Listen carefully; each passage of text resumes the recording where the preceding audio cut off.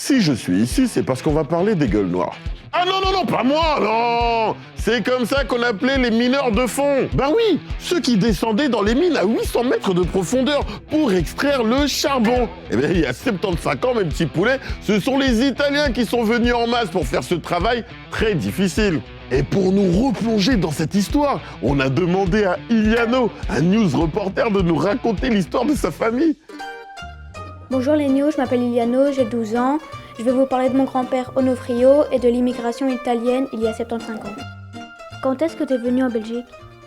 Moi, je suis arrivé en février 1947. Est-ce que, vu que tu étais immigré, on t'a dit des propos racistes ou...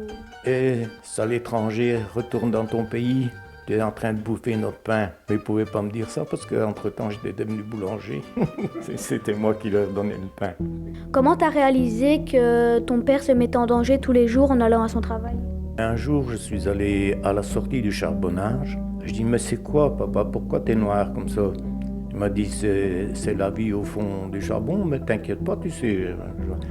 Ils étaient toujours en danger parce que quand ils voyaient leur lampe à l'huile, il y avait la flamme qui changeait de position. Ça voulait dire qu'il y avait du gaz et que ça pouvait exploser. Est-ce que ça vous dit de venir avec moi dans le quartier de mon grand-père quand il était enfant? Bah bien sûr, Iliano, qu'on veut savoir. Et vas-y, balance. On se retrouve d'Ambré, près de Morage. Donc voilà ta maison. Il paraît que vous étiez à 3 familles là-dedans. Comment t'as vécu ça? Mais on devait s'estimer heureux parce que beaucoup de gens, quand ils sont arrivés d'Italie, ils ont dû se contenter de vivre dans des baraquements qui étaient des anciens camps de prisonniers. Donc tu vois que malgré tout, nous, on avait un toit solide et des murs solides pour nous. Un des charbonnages où travaillait mon papa, il était là, tu vois.